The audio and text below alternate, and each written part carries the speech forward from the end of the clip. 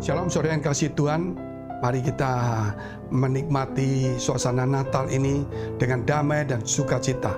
Kita saling mengampuni, kita saling memaafkan, kita menjaga kesatuan dan membuang segala hati kita yang ada dendam, sakit hati, kecewa, kepahitan, iri, biar itu kita buang. Kalau kita buang itu segalanya, saya yakin hari ini ada damai, ada firman Allah dan Roh Kudus akan diam di dalam hati kita untuk menggantikannya. Oleh karena itu, kenapa kalau kita saudara melihat ada persoalan-persoalan muncul? Karena hati kita dikuasai oleh persoalan, oleh sakit hati, kecewa dan sebagainya. Tetapi ketika hati kita dikuasai oleh Roh Kudus dan firman Allah, yang kita akan lihat itu pertolongan, jalan keluar, jawaban doa, selalu ada pengharapan-pengharapan. Itu selalu muncul sehingga kita menjadi kuat, terutama pada suasana Natal seperti ini. Kita membutuhkan firman Allah, kita membutuhkan Roh Kudus sehingga kita mampu berdoa supaya pada Natal ini kita diperlengkapi, bahkan diberkati, supaya pada tahun yang akan datang kita boleh berkemenangan. Mari kita tunduk kepala kita berdoa. Bapa kami dalam surga, Bapa yang baik, yang kami kenal di dalam nama Tuhan Yesus, ampuni segala dosa salah kami. Biar hari ini juga kami membuang segala kepahitan, kebencian, sakit hati, kecewa, dendam, amarah, dan iri hati. Biar hari ini juga hati kami diberikan damai, diberikan firman Allah, diterangi oleh Roh Kudus, dan Roh Kudus boleh berdiam dalam hati kami. Supaya kami mampu Tuhan untuk menikmati janji Tuhan, untuk menggapai harapan yang sudah Tuhan janjikan kepada setiap kami. Di dalam nama Yesus, kami berdoa juga untuk mereka dalam pergumulan, dalam masalah persoalan tantangan.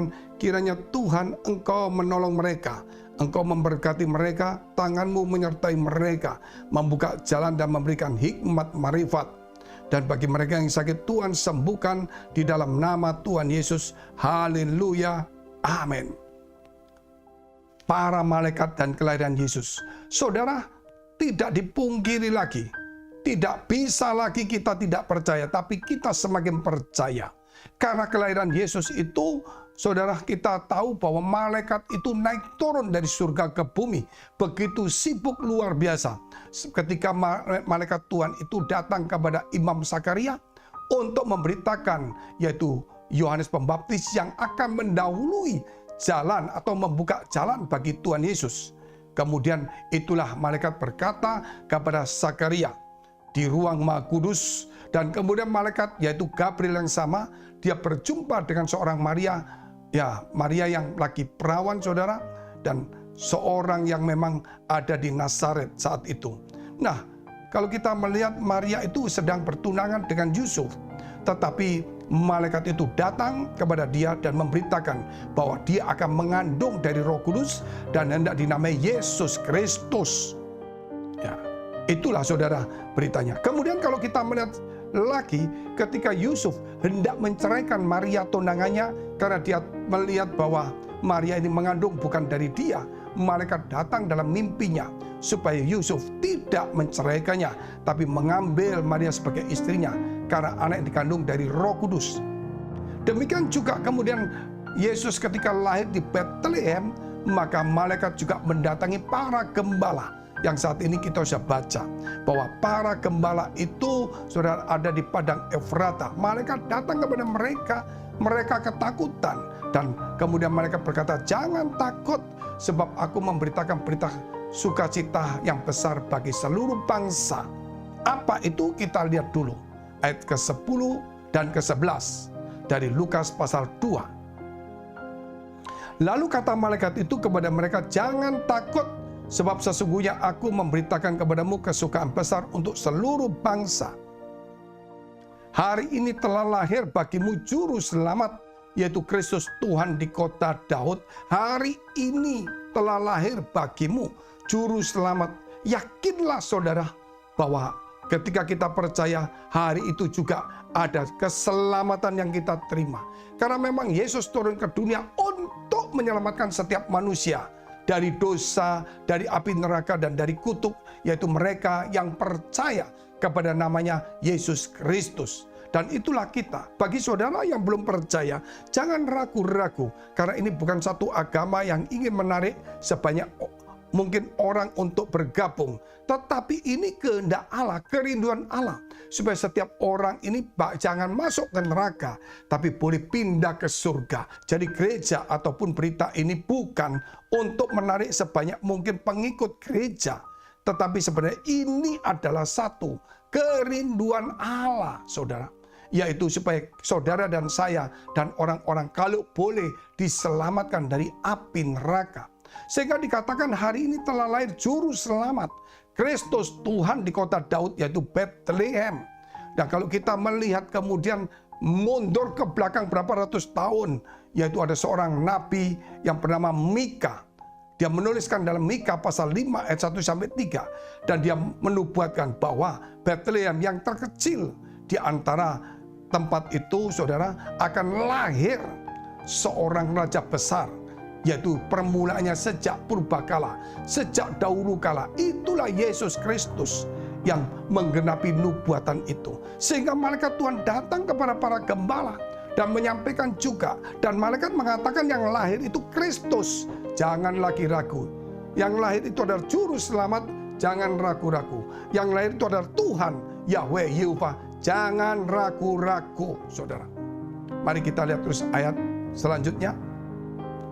Dan inilah tandanya bagimu, kamu akan menjumpai seorang bayi dibungkus dengan lampin dan terbaring di dalam palungan. Malaikat menyampaikan berita kepada para gembala bahwa Yesus telah lahir, ada di tempat itu, terbaring dalam palungan, saudara.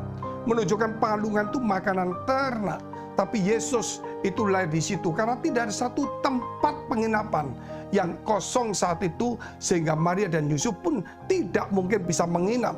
Pada saat itu Maria sedang hamil tua dan akan bersalin, maka mereka melahirkanlah di tempat yang ada palungan itu.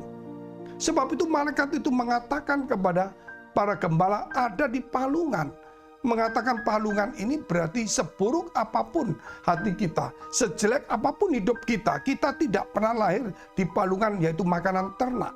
Paling sedikit kita ada di tempat tidur, atau di tangan suster, atau saudara mungkin di tempat yang layak lah. Itulah Yesus yang punya dunia, tetapi dia lahir di tempat yang tidak layak. Itu menunjukkan, saudara, bahwa Yesus itu mau juga lahir dalam hidup kita, hati kita, sekotor, sejahat, sedosa, semerah apapun juga, asal kita mau bertobat dan percaya kepadanya. Seperti penjahat yang di samping Yesus yang sama-sama disalib. Penjahat yang di sampingnya itu mengolok, yang satunya berkata, Yesus, ingatlah aku ketika engkau di Firdaus. Itu penjahat yang berdosa, pembunuh. Tapi Yesus saat itu mengatakan, hari ini juga engkau ke Firdaus bersama dengan aku. Saudara, itu satu jaminan. Jangan pernah takut lagi sebagai orang percaya. Kalau keselamatan masa depan kita sudah dijamin, apalagi kehidupan kita dalam pekerjaan, dalam rumah tangga, yakinlah Allah pasti menolong. Apalagi kita kalau mau hidup di dalam firman Allah, maka firman itu akan membenarkan kita. Firman akan membuat apa yang tidak mungkin menjadi mungkin. Kita lihat terus ayat selanjutnya. Dan tiba-tiba tampaklah bersama-sama dengan malaikat itu sejumlah besar bala tentara surga yang memuji Allah, katanya. Ketika mereka melihat malaikat itu, saudara, dan ketika malaikat itu menyampaikan berita itu, malaikat itu kemudian naik ke langit, yaitu kembali ke surga. Waktu mereka melihat malaikat itu mulai naik ke atas, ternyata malaikat itu bukan sendiri. Sejumlah besar bala tentara surga, malaikat-malaikat Tuhan itu memenuhi langit Efrata. Dan mereka untuk apa? Untuk melihat Tuhan mereka telah lahir di bumi. Keselamatan bagi umat manusia. Mereka bersuka cita. Karena apa? Karena keselamatan telah tiba bagi umat manusia. Walaupun Tuhan mereka harus menderita, namun itulah berita besar bagi seluruh bangsa. Sebab itu saudara, kalau kita melihat sejumlah besar malaikat memenuhi langit, itu gak main-main. Siapakah Yesus itu? Dialah juru selamat, Kristus Tuhan. Dan itu juga saudara, Tuhan kita, dan tetaplah di dalam Dia. Mari kita tunduk kepala, kita berdoa. Terima kasih memberkati kami. Biar setiap firman-Mu boleh tertanam di dalam hati kami dan boleh berbuah dan menghasilkan buah yang baik dan lebat. Engkau ampuni dosa salah kami. Biar hari ini Tuhan, kami mau menerima Engkau sebagai Tuhan dan Juru Selamat. Mari saudara, engkau yang mau percaya ikuti kata-kata saya. Hari ini juga Tuhan, kami menerima Engkau sebagai Tuhan dan Juru Selamat. Ampuni segala dosa salah kami. Biar hari ini juga kami boleh menjadi orang percaya dan bertobat di dalam nama Yesus. Menjadi anak-anak Allah. Di dalam nama Tuhan Yesus, kami sudah berdoa. Bagi saudara yang dalam pergumulan masalah persoalan tantangan, dekapkan kedua tanganmu di dadamu. Bagi engkau yang sakit, tumpangkan tangan bagian sakit. Di dalam nama Yesus, jadilah pulih. Biar engkau diberkati Tuhan. Tangan Tuhan menyertaimu. Biar apapun masalah yang kau hadapi, Tuhan akan memberkatimu. Kau yang sakit menjadi sembuh dalam nama Yesus. Haleluya. Amin. Jika saudara masih membutuhkan pelayanan doa dan konseling, silakan hubungi nomor yang tertera.